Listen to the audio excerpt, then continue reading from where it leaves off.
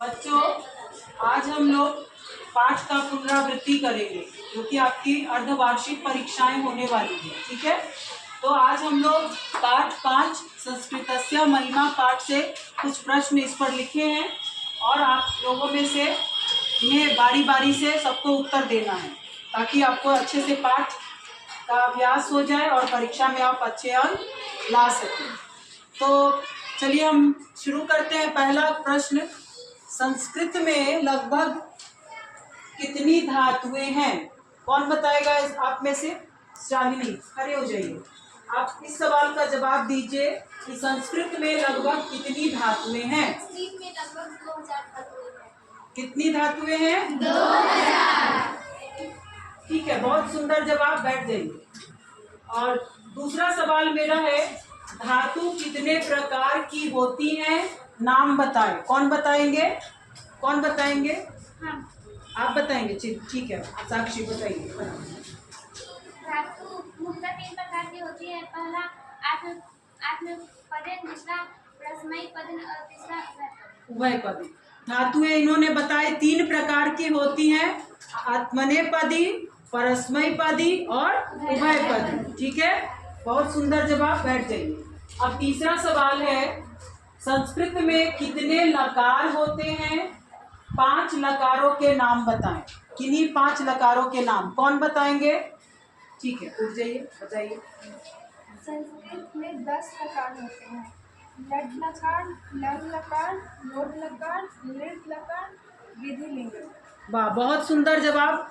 Total 10 लकार होते हैं। ठीक है, जिसमें से आपको 5 पढ़ना है अपने क्लास में, तो उन्हीं में से इन्होंने 5 लकार लिखा। लट लकार, लोट लकार, लिट लकार, विधि लिंग लकार और लंग लकार। ये 5 लकार इन्होंने बताया। बहुत सुंदर जवाब। और बैठ जाइए, वेरी गुड। और 5वां सवाल है, संस्कृत में विज्ञान के कौन कौन से ग्रंथ हैं? कौन बताएंगे? हाथ उठाइए। बता सकते हैं? कोई बात नहीं, जिनको याद है बोलिए। भूगोल शास्त्र, खगोल शास्त्र, आर्यभट्ट, भौतिक विज्ञान, रसायन शास्त्र, जीव विज्ञान, वनस्पति विज्ञान इत्यादि। वाह, बहुत सुंदर। इन्होंने बहुत सारे शास्त्रों के नाम बताए, भौतिक विज्ञान, रसायन विज्ञान, बीज गणित, भूगोल शास्त्र, रसायन शास्त्र इत्यादि, है ना।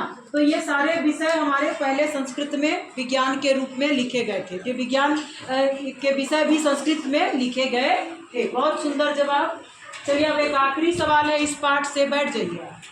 क्या प्रतियोगिता परीक्षाओं में संस्कृत उपयोगी है? कौन जवाब देंगे इसका? बोलिए आप।